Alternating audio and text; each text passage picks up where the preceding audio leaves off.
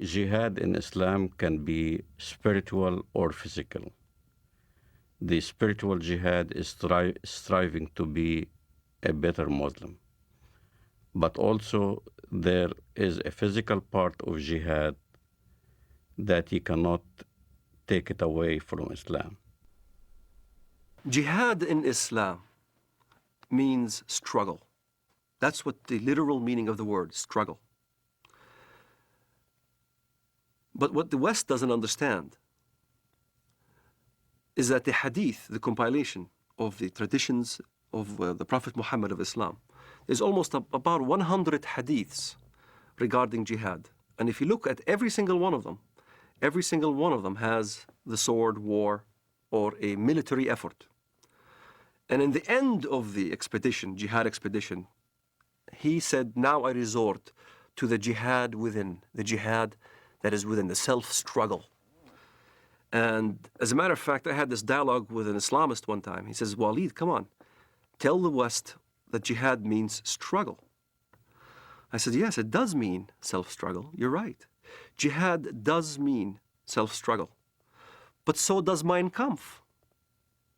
Mein Kampf means my struggle. In the same fashion, the Islamists look at jihad. It is a very dangerous element of the Islamic teaching because this instant gratification through martyrdom is an attractive concept. And by the way, when the so-called martyr operation is carried out by Hamas, what is announced from the minarets of mosques is not the death of so-and-so who carried out the attack, but the wedding of so-and-so to the Houris.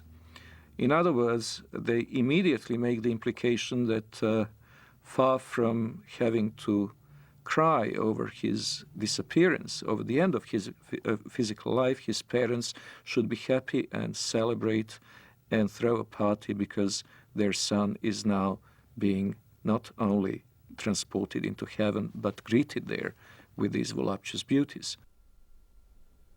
Shaheed, the word shaheed, means witness. To witness, to testify. To testify there is no God but Allah and Muhammad is his messenger. And you die as a shaheed for that cause. You're a witness. You're considered a witness, a martyr. And a martyr becomes glorified. Your family will glorify you after you die. To a Muslim fundamentalist living in the Middle East, I had to be initiated. I had to basically either kill my first Jew or destroy my first Zionist infrastructure. I had to prove, beyond shadow of a doubt, that I was worthy. And there are ample amount of students, teenagers, men, who are willing to die as suicide martyrs, or willing to put explosives.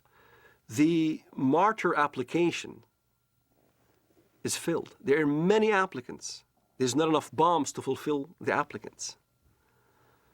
And to get on one of those missions, indeed, you must have been chosen. You must have been really good. You must have been violent enough. You must have been going out on every demonstration in the streets of Jerusalem or Bethlehem or our village. You must have shown yourself worthy of a greater operation. So when I explain what I've done and people have seen me in the community and I was worthy, I ended up in prison, I was, of course, recruited.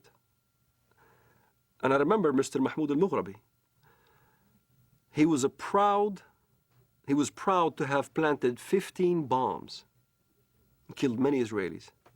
And he was being bailed out by a Jewish Israeli lawyer. He was back right in the street. So you find your bomb maker and you apply. You say, look, I want to join. I want to do my first martyr operation, planning a bomb or whatever. And you need connection. So I found my connection. I rendezvoused with this guy in Jerusalem, in Shara' Bab al-Wad. And he built this explosive charge with a timer and a loaf of bread. And I had to smuggle it from the Temple Mount under the auspices of Al-Waqf department. Al-Waqf police is the Islamic police appointed by the government to watch over the holy sites. Them knowingly that I had explosive charges smuggled me so I can escape from the checkpoints. And there, I carried my explosive charge from Jerusalem to Bank Laumi Israel in Bethlehem. I was supposed to put the explosive charge at 6 p.m. exactly. I was supposed to have this explosive charge in my hands at 6 p.m. exactly. 5 to 6, I saw some Arab children running around, and I didn't want to kill any Arabs. So I decided to place the explosive charge on the roof. I tossed it on the roof. At 6 p.m. it went off, and there was this big explosion. I looked behind me, I see this thick black smoke coming out of the building, and I started running. That's the moment I first got a glimpse of the reality of killing. I thought people have died. And I remember I didn't sleep for 3 days, constantly worried that I've killed somebody. Even terrorists have a reality check that you kill or you're about to die. You can sense it. This is why in Israel, the nature of finding out a terrorist suicide bomber is to look at their eyes. They'll have these glossy eyes. They're sweating profusely. They're not paying attention because in their mind, they're about to go.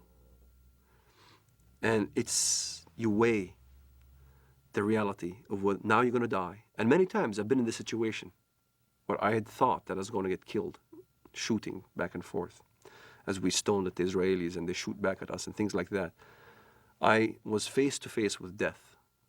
When you think in your mind you're going to die, you struggle between the requirements of your Islamic upbringing and between the reality that you value your life. And at some point, one has to outweigh the other. And for a Muslim fundamentalist, we always chose death. We always chose the suicide. My cousin died on his way to Ben Yehuda Street, and he got killed. He died. I had people, relatives die, and fighting the Israelis. And as I look at it now, I think, what a waste. What a waste of life.